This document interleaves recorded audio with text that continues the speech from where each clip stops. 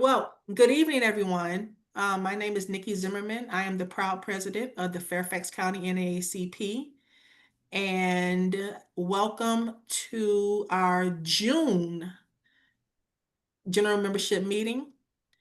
Uh, I would like to call this meeting to order. Next slide. Okay, our mission, NAACP, Fairfax County Branch. The Fairfax County NAACP is a nonpartisan, nonprofit organization whose mission is to achieve equity, political rights, and the social inclusion by advancing policies and practices that expand human and civil rights, eliminate discrimination, and accelerate well-being, educational, and economic security of Black people and all people of color. Next slide, please. Okay, do we have Miss Pam? Yes, I have a prayer. Thank you. This is a prayer for inclusivity and diversity. Heavenly Father, bless us with the wisdom to embrace diversity and foster inclusivity in our communities. Help us celebrate the unique qualities that each individual brings to the table, recognizing the richness that comes from different perspectives and experiences.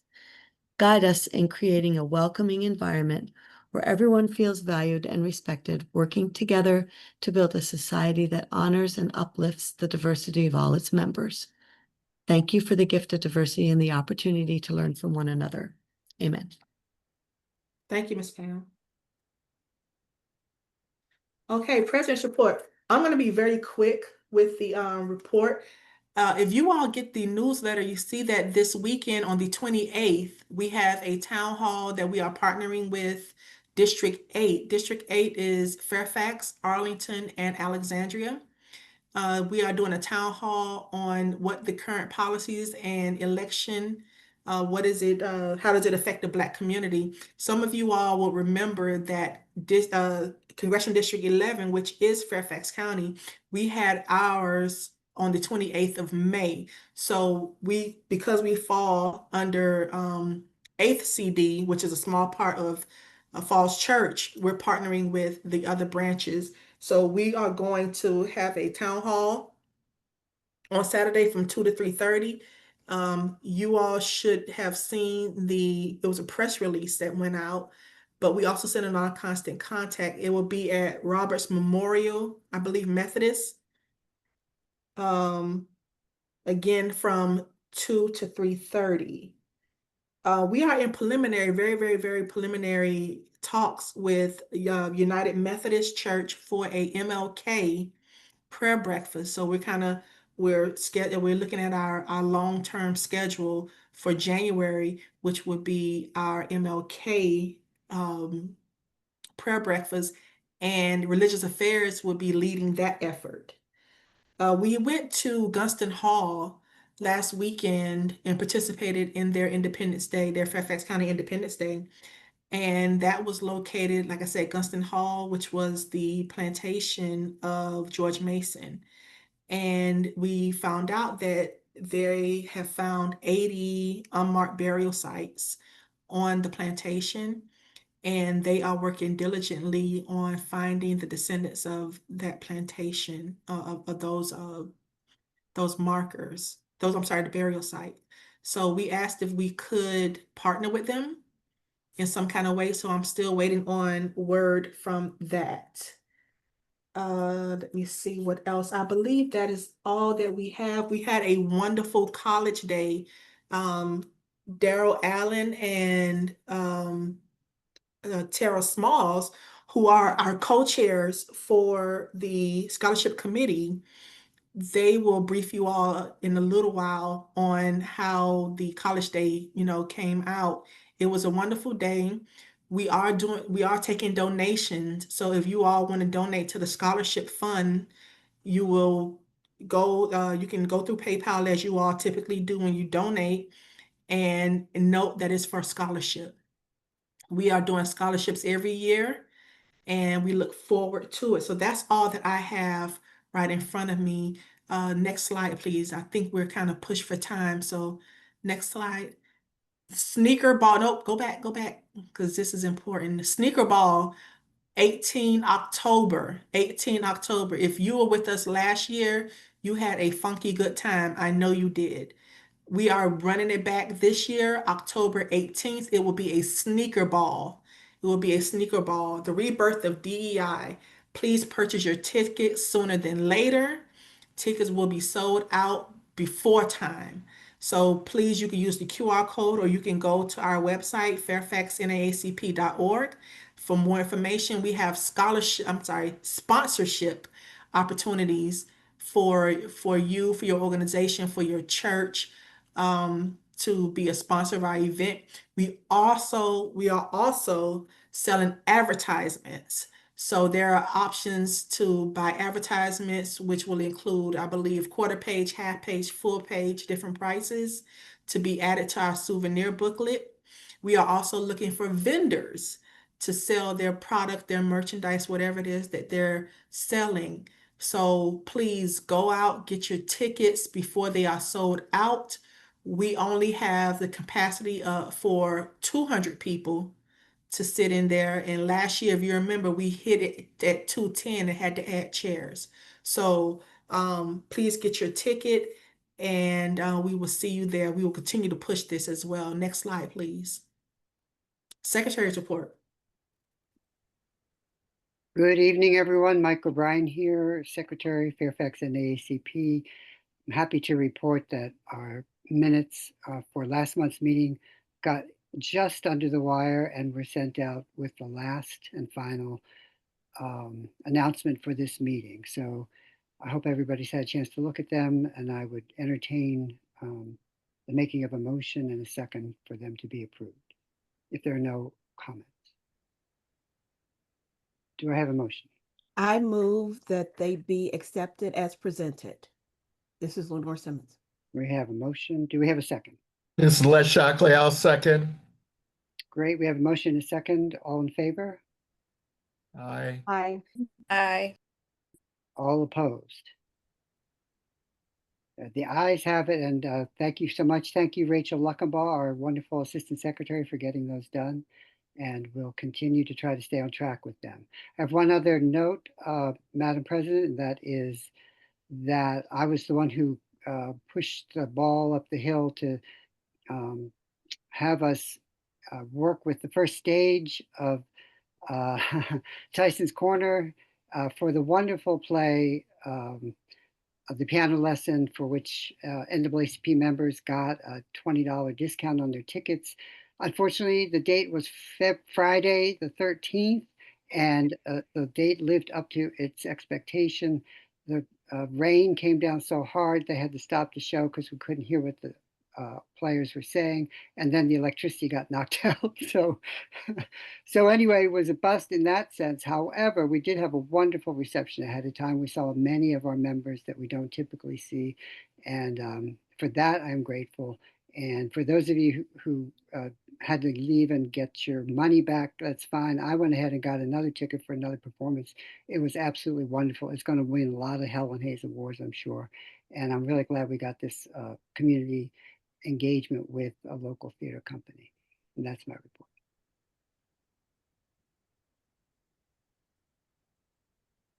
Back to you, Madam President.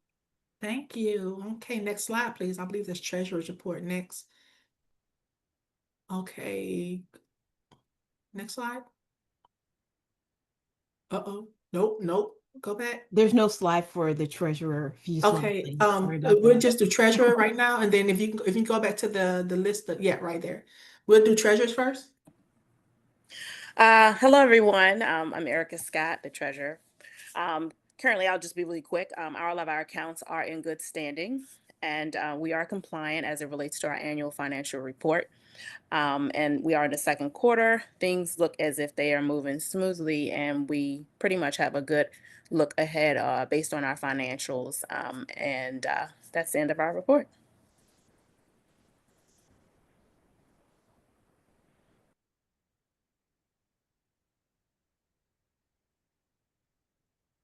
My computer froze, so did you go through it? Did you? So I went through a summary. I stated that all of our accounts are in good standing. Okay. And I stated that we are compliant as it relates to our annual financial report. Okay, thank you. Criminal justice, Pratik made it in. Yeah, I'll keep it brief as well. Uh, Earlier this month, we had a panel that Pastor Walton, who I see is in the meeting right now, was at, along with Bryan Kennedy, who is a public defender with Fairfax County.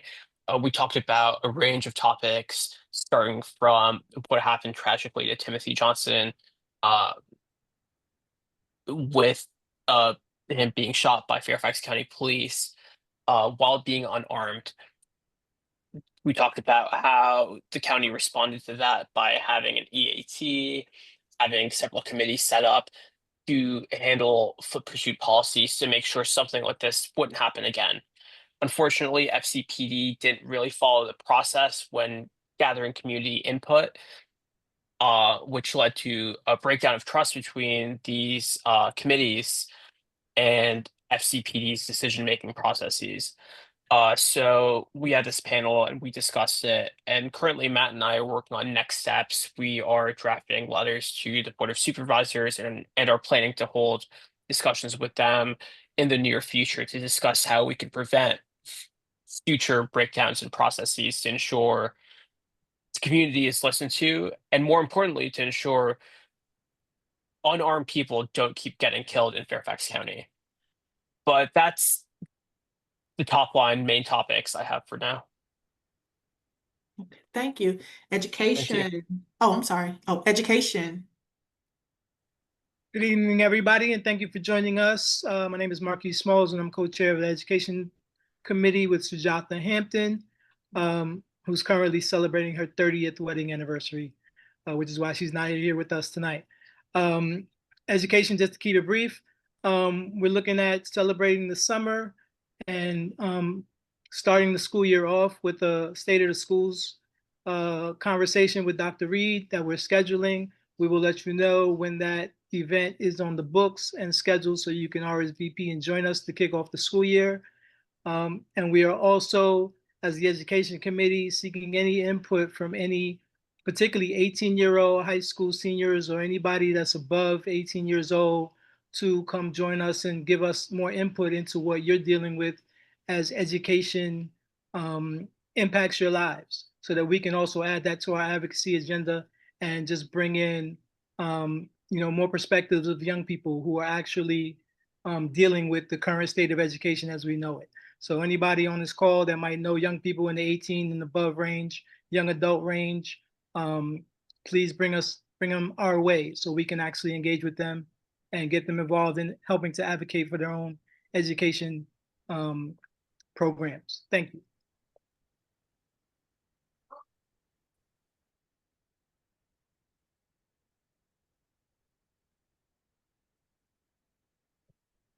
Marquise, my computer froze. I have two quick questions.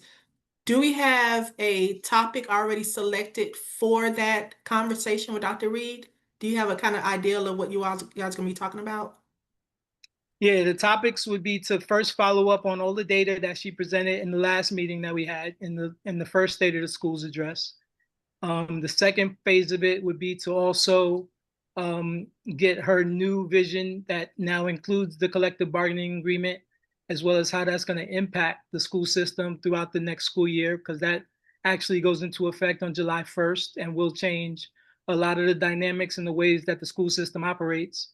And then also just open up for questions from the community that also may need some insight into how their kids can get the best services and programming throughout FCPS, but also how they can then communicate with their regional superintendents, as well as what are the support systems in place that community members can access readily.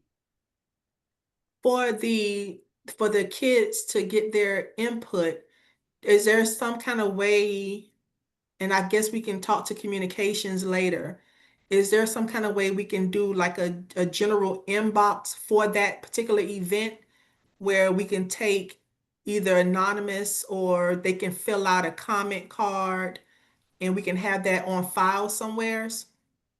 Yeah, and I also believe that in the registration, we can, provide people with the space to, present questions, and we can catalog those as well through that process as well. Okay, I don't have anything All right, thank you. Housing. Hi, I'm Mary Payton, Chair of the Housing Committee. Working on two things. One is a big opportunity that comes along about once every 20 years, and we're going to grab it. That's when the county is currently revising its policy plan for land use in a number of different areas. Originally, the plan had two things. It had a overview that included the kind of exclusionary, some often outright racist history of land use in Fairfax County. And it had a equity summary, equitable development chapter in it. And both of those have disappeared as it's been revised. And some pieces of them have been kind of cut and pasted into other sections. But we feel it is that's very inadequate. What's on the table now is not what we want to see. So we're working on remarks and revisions that we will submit on that. The other thing comes around once every year, which is a very hot summer. And several years ago, NAACP spearheaded some reform at the county level to get more cooling centers open, more word out when it's hot, where people can go to get cooled. The centers, the overnight centers being open to accept anyone. And we will be checking up on how that's going every year, following up. We contact the centers where homeless people gather and we ask how it's going and then feed that back to the county. So we'll be doing that as well. And I sure hope nobody's having to sleep out who doesn't want to this week. Okay, thank you. Madam President. But yeah, I thought a text. So Okay. budget, you go next. All right. This is Les Shockley reporting, and I have nothing to report for the month for the budget, but I do want to now introduce Bryan Hill, Fairfax County Executive, who has joined us. As many of you are aware, a lot is going on politically in the Congressional District 11 for the seat previously held by Jerry Connolly. This very moment, a candidates forum is underway at the Reston Community Center, where a large field of Democrats is vying to assume that position in a Democratic primary on June 28th. When Bryan was scheduled initially to speak, this competing event had not been scheduled. So Bryan's at the candidates forum, and we're happy that he can take some time away to join us. Bryan's no stranger to our organization, having served as our master of ceremonies for our gala last year. His day job is serving as Fairfax County's county executive, a post he's held since 2018, overseeing a $5.7 billion budget. His talk is timely as the county will commence its new fiscal year 2026 on July 1st. We've asked him to take a few minutes to share his insight on the impact of the budget on the county, as well as the impact of the federal government actions on the people that the NAACP advocates for in the local community. So since time is limited, if you have questions, put them in the chat so that we will be teed up, time permitting. So without further delay, I present Bryan Hill. Mr. Shockley, thank you. I am still awaiting my honorarium from Miss Spain. So is the check still in the mail? No. Well, thank you for allowing me this opportunity this evening. Obviously, we do have a special election, a fireside election. Many people don't understand what fireside means. Our Board of Elections had nothing to do with this election.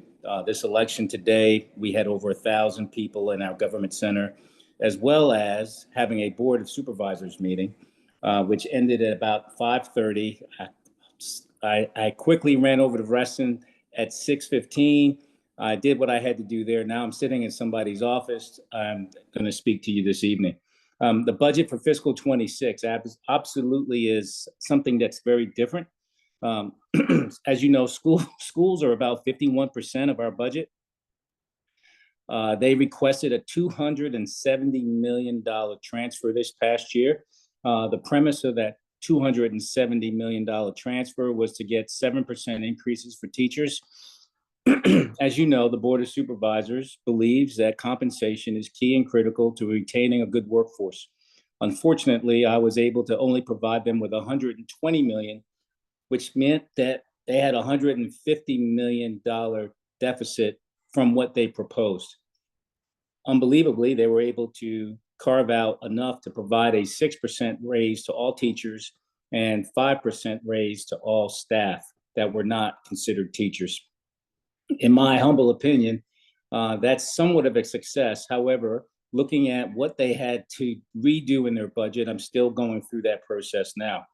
On the county side, we had about $118 million. The majority of that went to compensation. We have collective bargaining contracts with the police and also fire. That we made sure that they were adequately compensated, predicated on the collective bargaining agreement that was ratified the year previous. Going into this year, we also now have the SEIU, who has been able to secure enough ballots to submit for a union vote. That union vote, I believe it was 1,400 yes to 1,100 no. So we will now be negotiating a collective bargaining agreement in fiscal 27. And the reason why I speak about fiscal 27 is once I presented the budget on February 19th and I gave it to the board to figure out where they wanted to go, the board realized a couple things. Over the last 2 years as county executive, I've had to reduce our fiscal year budgets, $40 million in fiscal 25 and in 24 and 60 odd million in fiscal 26. The board then came back to me and stated that they were going to only allow for a cut of about 51 million. So just thinking about what's happening in the economy today, that's 90 odd million dollars that I've had to remove from our budget, but yet keep the services as we believe they should be run. When we hear people say that we're not doing X, we're not doing Y, I will say this to each and every one that lives in Fairfax County. I'm very happy with the services we are able to provide on the budget that I have. However, we do need revenue diversification.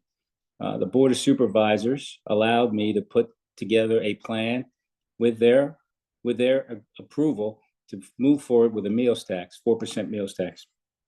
That meals tax will not come to fruition until January of 2026, which means it's a half-year tax on meals. The estimation is about $30 million per percent.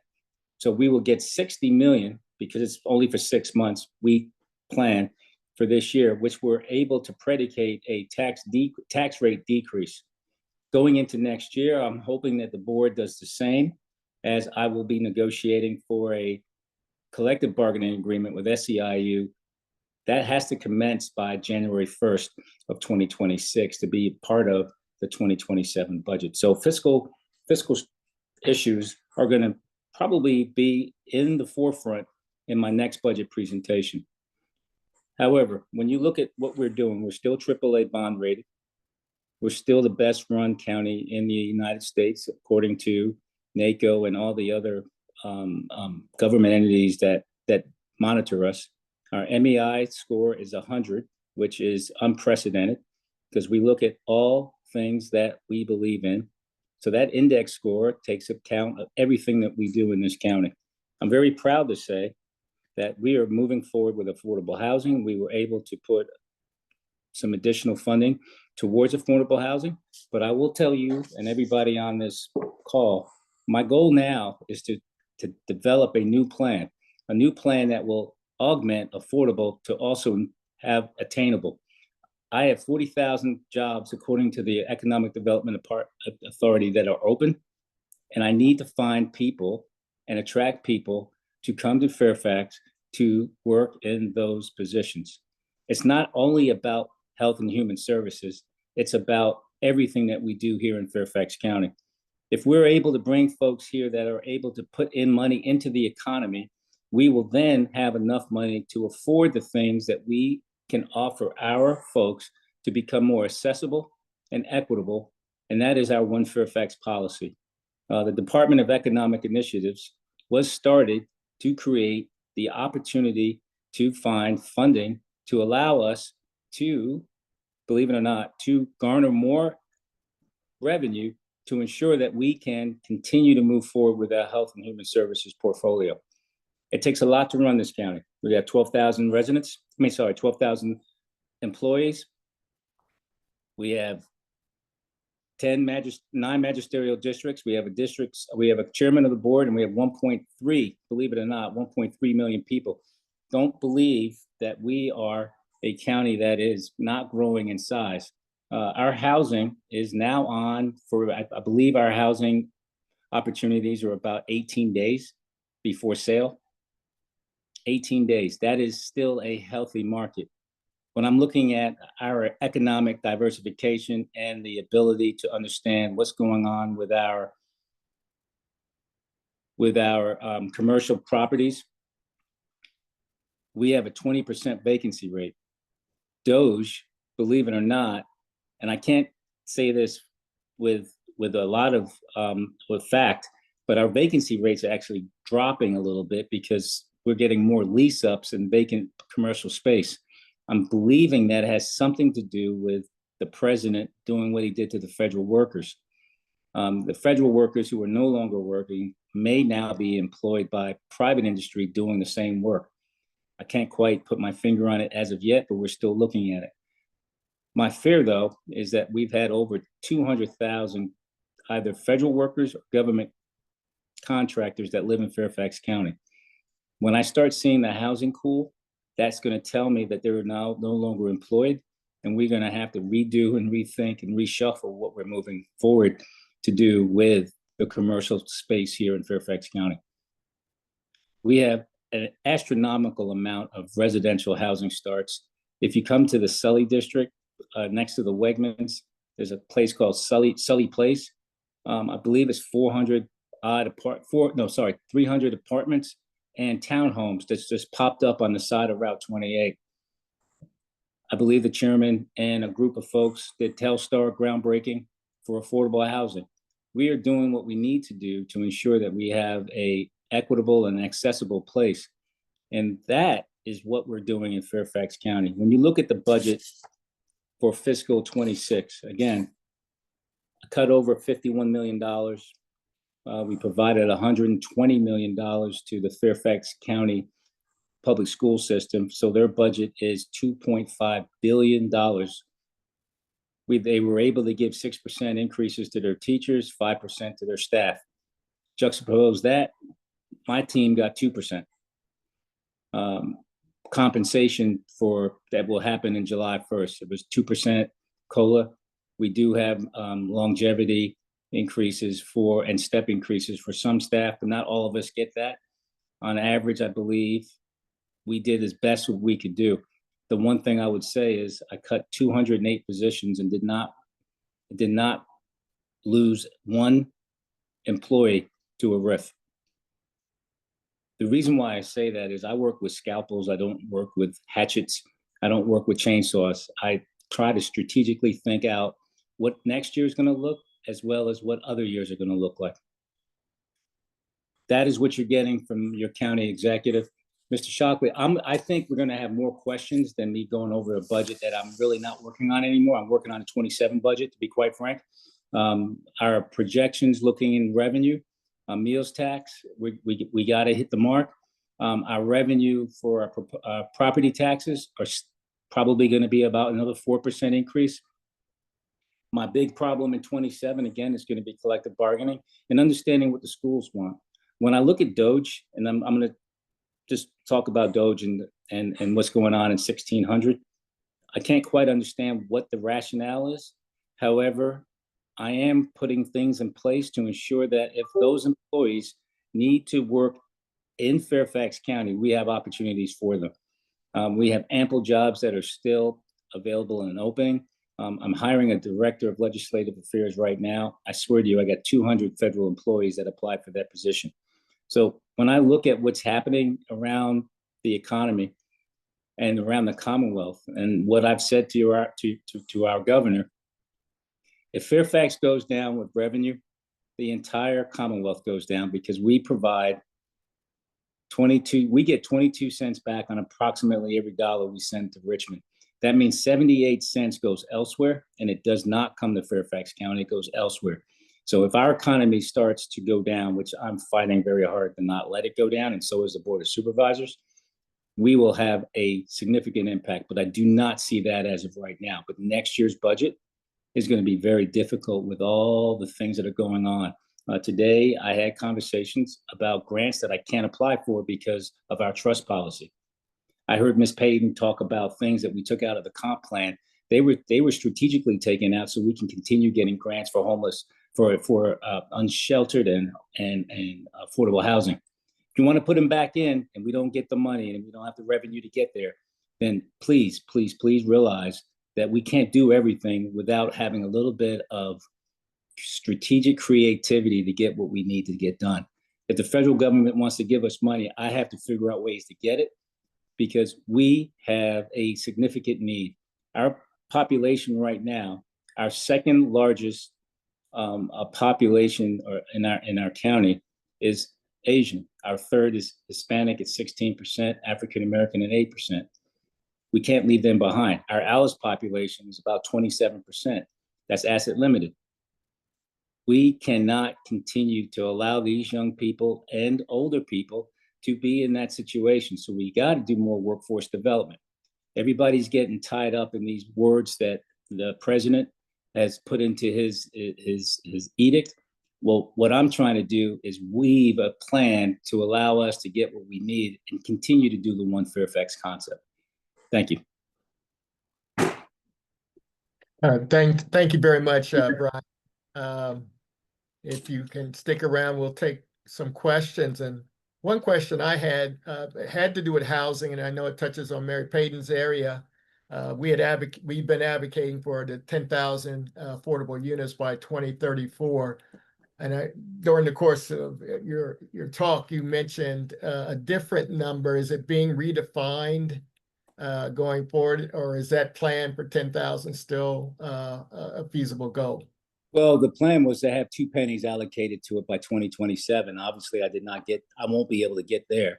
So if we don't become more strategic and more thought-provoking in how we get there, there's no way we're going to get there. But the goal is to continue striving to do it. Tom Fleetwood is doing a great job with with the funding that he has and the ability that he has. And we're working our rear ends off for the federal tax credits.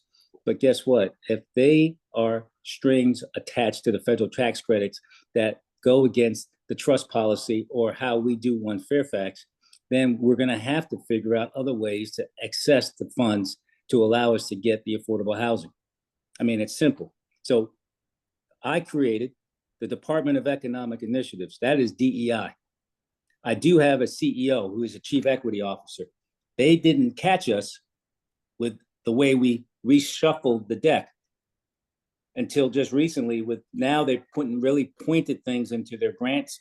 And to be quite honest, if the county attorney tells me I can't sign off on the grant, guess what? I can't sign off on the grant because the board will be culpable of signing off on a grant, and then I have to give money back. I'm not trying to give any money back. I'm trying to be a little bit more strategic in how I move forward. We got to think out of the box. We can't just keep talking about we're not doing this and we're not doing that. Well, we know where we want to be. The question is, in this environment, how do we get there? And waiting is not an option for me. Absolutely. Okay, thank you for that. Question from Arthur. Arthur, you're on mute. Right. That was a wonderful report, Mr. Hill. Very interesting. Thank you very much. I have 2 questions. How do you determine if housing is cooling? And my second question is, are you losing employees due to inadequate compensation?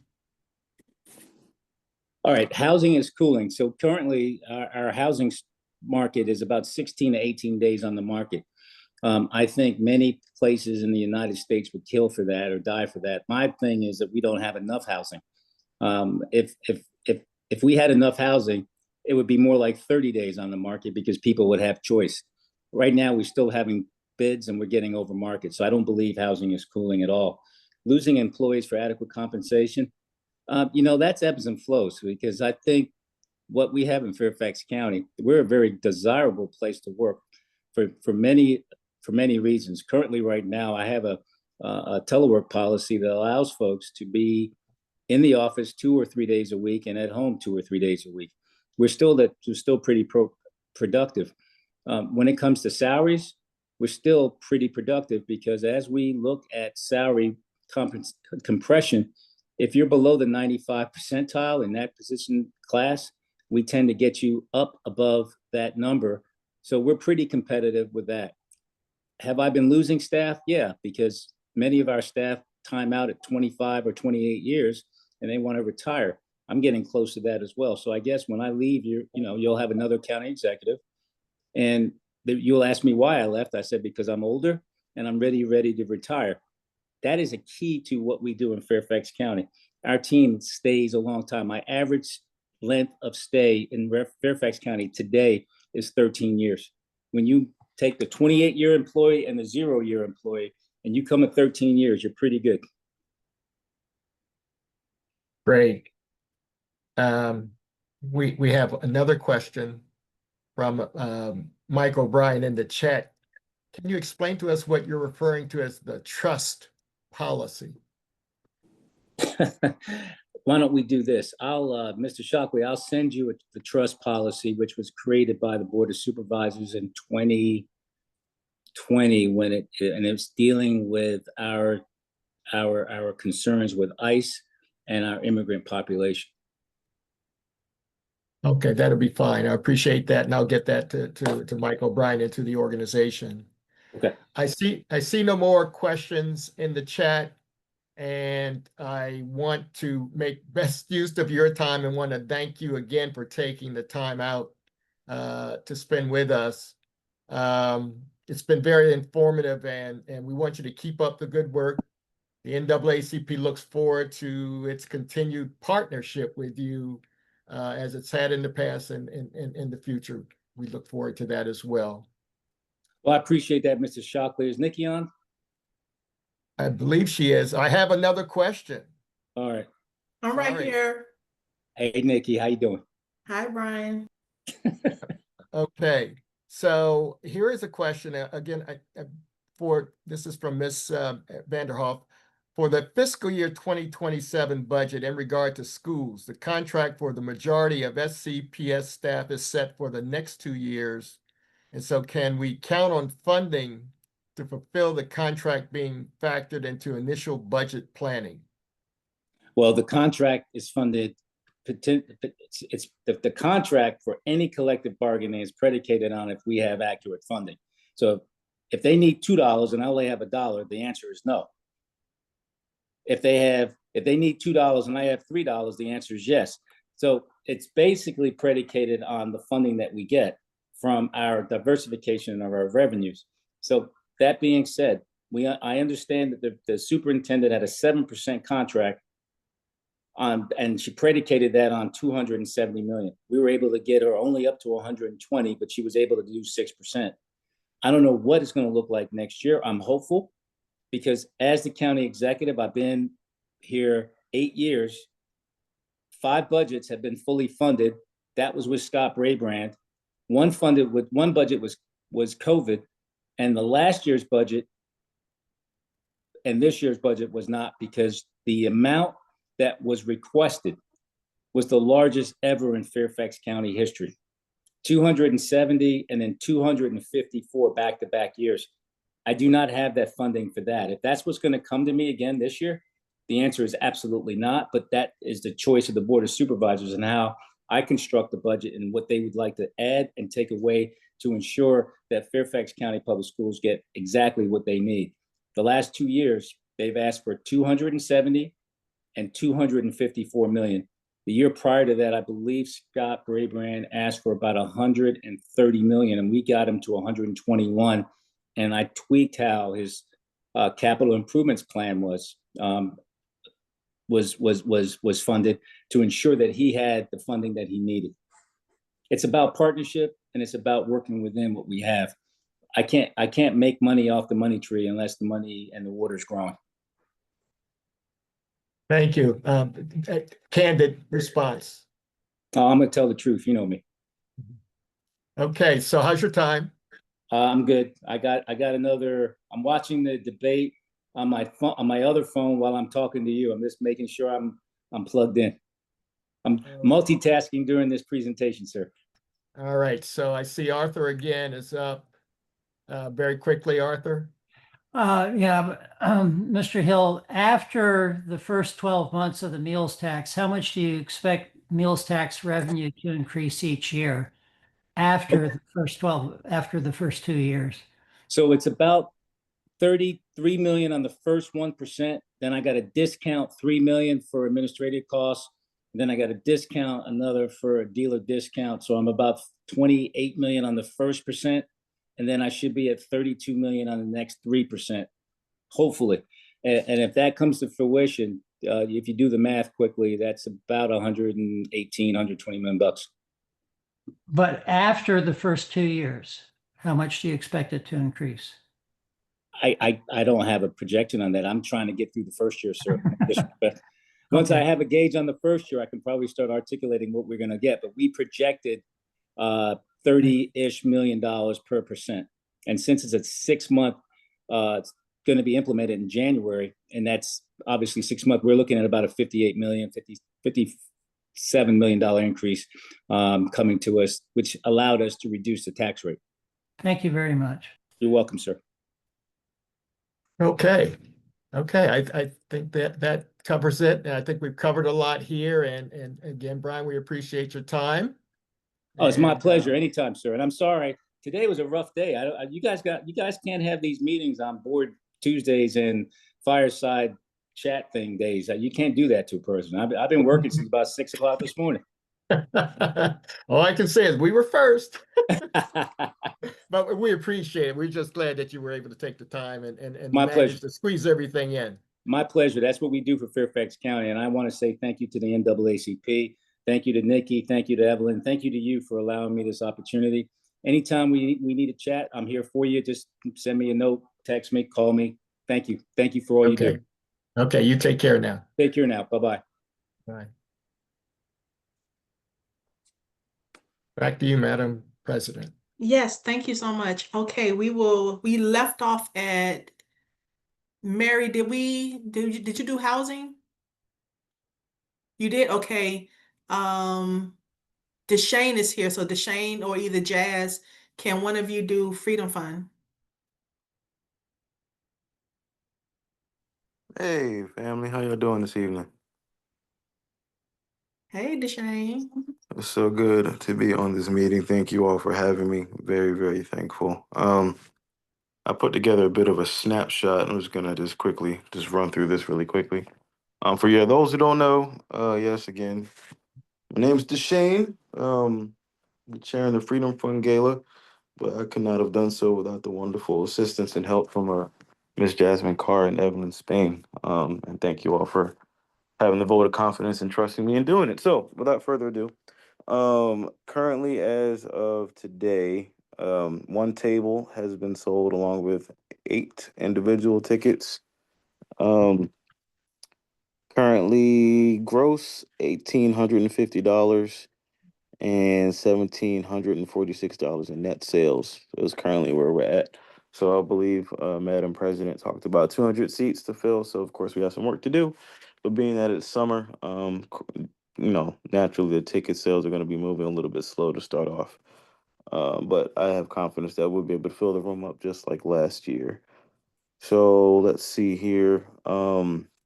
As far as sponsorships go, currently, I know the Fairfax Education Association sent through $1,500. I know Clean Virginia and Nova Labor are both pledges for right now. They haven't sent money officially, but as of today, they are pledging certain amounts. I have to confirm how much those amounts are. Which one is this? Is this SEIU? I believe that's what it is. Yes, SEIU. Yeah, that's what I thought. Okay, yeah. So they've just sent money as a supporter, another $1,500, and Mr. Don Byers is a friend with $650. He'll be sending money as well. So we still have money coming in through our wonderful sponsorships. I know the team has been very diligent in sending out communications and emails to these sponsors, elected officials, and people that have helped us out in the past. So I do feel confident we'll be in a good spot come October. So we're still currently doing that. Our landing page is live and has been for now a few months. So please go and get your tickets if you haven't already. We're also putting together a hot link for the ads. I know Madam President talked about that a little bit earlier, but we have language going out for people to buy sponsorship ads in our souvenir journal. And I'll have a jot form that'll be live by the 30th on Monday. So that'll be added to the landing page as well. So by all means, if anyone has any questions, I'd be happy to answer them. Also, this is also very important. Vendor tables, we're also getting that out to people as well. We only need 4 vendors at $250 each. So it'd be really good to have people in there. The big need is to cover a lot of the costs is 2 platinum sponsors and 1 champion sponsor. So 2 platinum in the order cost of $10,000, and then 1 champion and $5,000 in addition to everything that we have so far. Let's see. Also, I made a mistake. The job form for the vendor space, it would be the job form for the vendor space, not the ad space. We already have an ad space hot link on the landing page. So we're putting a hot button on the landing page to get 4 vendors. So if you guys know of anybody that may be interested, please refer them to us in the Freedom Front Gala team so we can get that information out to them.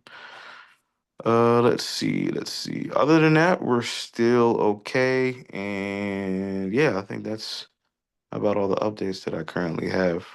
Also, Madam President, the invoice for that next installment payment, I'll get that tomorrow to you. Thank So, you. I know you asked for that earlier, but yeah, I'm gonna have that to you because I talked to Rem today. Okay, cool. Thank you. Of course, I believe that is everything. Can I answer any questions for anybody? No questions heard. Okay. Legal, thank you so much. Legal redress is not here. Membership. Hey, hi, good evening, everyone. My name is Jasmine Carr. I'm co-chair of the membership committee along with Jesse Ernest. And on the committee right now, we've had 2 membership drives that have recently wrapped up. The first was the Black Greek Letter Organization Membership Challenge. And this year, Delta Sigma Theta Sorority Incorporated has won for the 2nd year in a row. So this year will be a little different. We're going to offer a $500 scholarship to the Northern Virginia chapter in order to work on any programming or initiatives that they have. They'll also be recognized at our general membership meeting in July, and they'll also receive a feature article in our July newsletter. So working on coordinating that. Secondly, we've had a re-engagement campaign for our inactive members that has been really successful. We spent about 3 months reaching out to anyone who was inactive within the last 4 years. And we've seen a significant increase in membership to the likes that we haven't seen in years. So it was very effective. Unless anyone has questions, that is all I have for membership. Thank you. Thank you, Jasmine. We'll move on to political action. Good evening. I am Lenore Simmons. I am the chair of the Political Actions Committee. We have had the opportunity to have some voter education, voter drives this spring and summer, hoping to do a few more. Just making everyone aware of the upcoming elections, which sometimes slip by and not everybody is aware of them. So that's our goal. And as President Zimmerman has requested, we are also going to have a online campaign to ask the community to get registered to vote and to vote at the upcoming elections. We are also hoping, and we will be partnering with several other community organizations for a candidate forum for the upcoming election in November. Every House seat in the Virginia House will be up for re-election, so we want to make sure that we hear from all of those candidates and have the opportunity to ask questions. So that'll be a pretty big event if we are including all of the Fairfax County people who are running in our county. So look out for that in the future. And that concludes my report. Thank you so much. And I forgot to mention earlier, back to school, back to school, back to school, Lorton Community Center. I believe that's August the 3rd or the 6th, Miss Lenore? It's the 2nd, August 2nd. Second, I'm sorry. Mhm. August 2nd, we will be at Lorton Community Center for their back to school. And we will also be at Gum Springs August 13th, I believe. If it's a Saturday, it'll be the 14th. 14th. No, I'm sorry. I'm looking at the wrong. No, Miss Deborah, are you on here? I thought I saw her. Miss Deborah?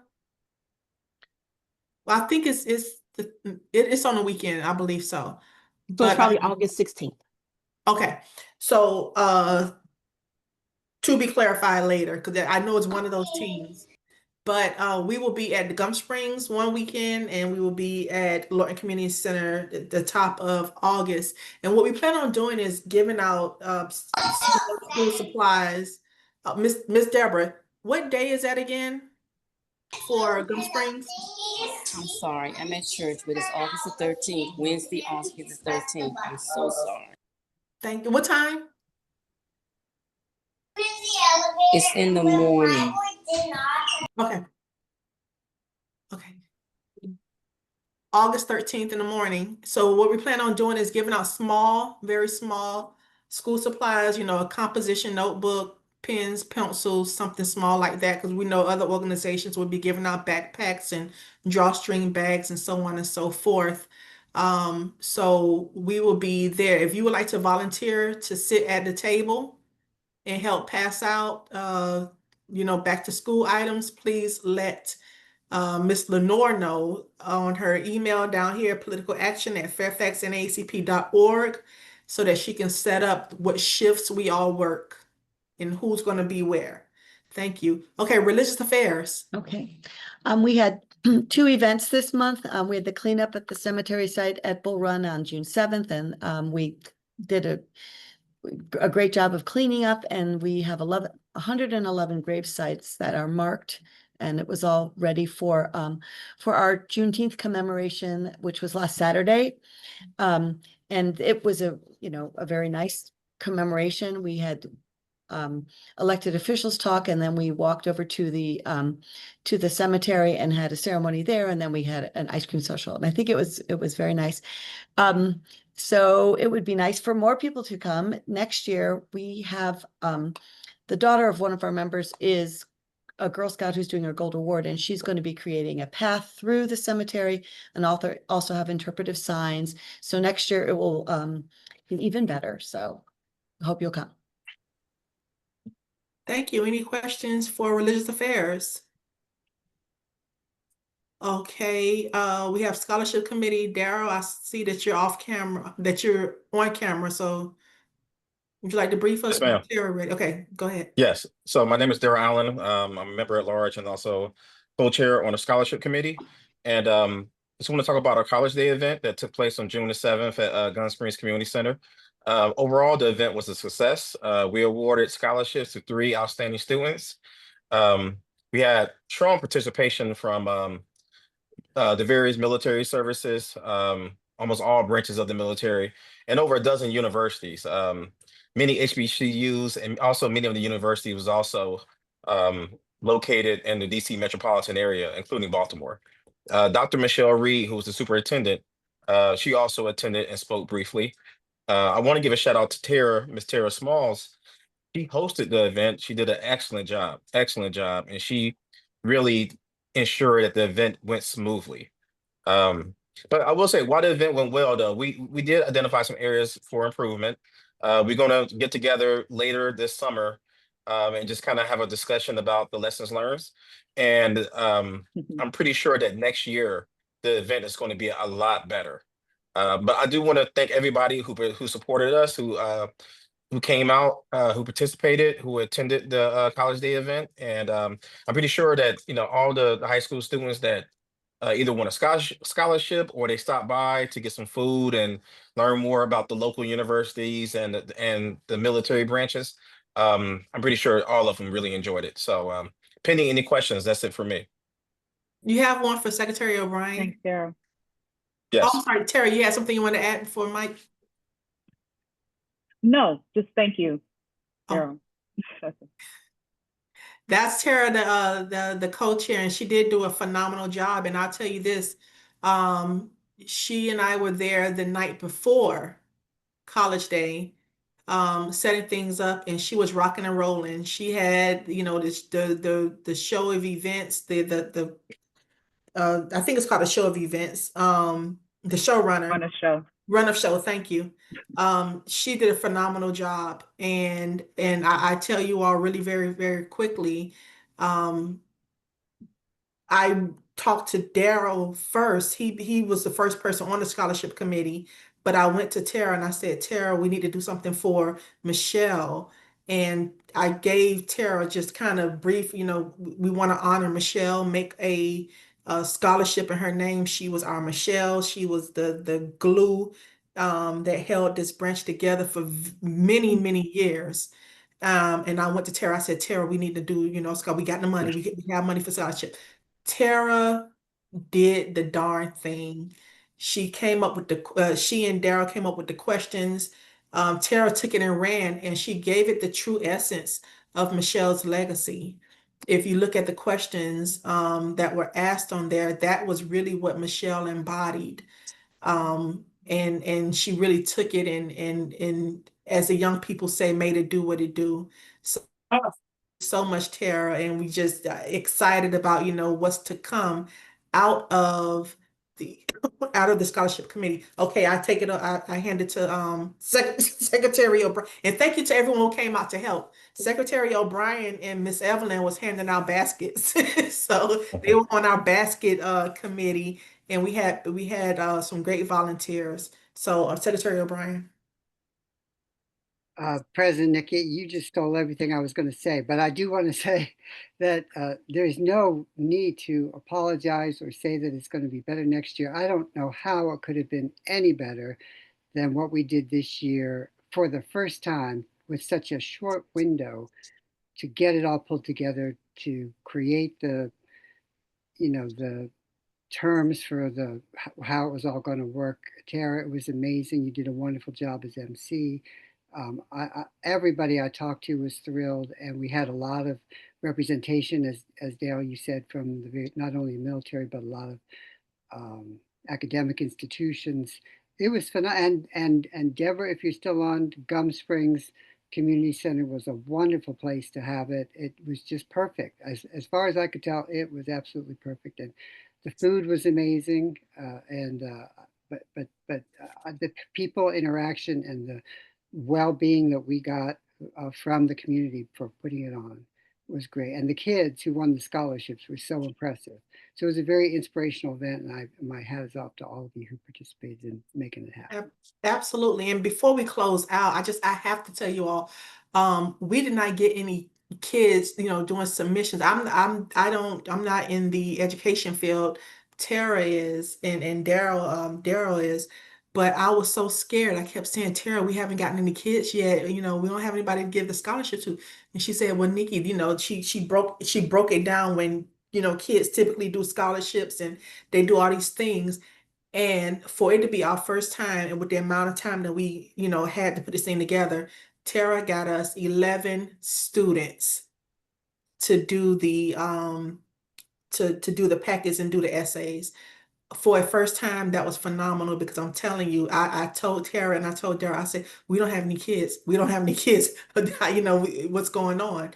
And 11 came, and they came in a timeline that Tara said that they would, based on, you know, what she knows about how, you know, kids do scholarships and things. So everybody give a round of applause. Please, please, please give a round of applause to our scholarship committee, because they have so much work to be. They're going to be so busy this school year, and they have their work cut out for them. So thank you again. So We are done. We are done. Thank you so much for coming to our meeting. We will see you all next month. Next month, do not forget, we will be honoring the Delta Sigma Theta sorority who won our challenge. Michelle Pulliam, I'm so sorry. I'm so sorry. I'm normally good at giving shout outs, but Michelle Pulliam, our communications chair, she did a great job with just setting up our website, the landing page. And a lot of what you all see in our website is what Michelle Pim does. So please give her a shout out. And matter of fact, on this thing, I don't know how you do it. Everybody get a round of applause. How you do this? I'm just gonna do this. And I just want to say, hey, I apologize, Michelle, that I failed to mention you. Yeah, you did an excellent job with that website. Yes, yes. All right. Well, good night, everyone. You can stop recording. Secretary O'Brien, please stay on. Third VP, Shockley, stay on. And parliamentarian, please stay on.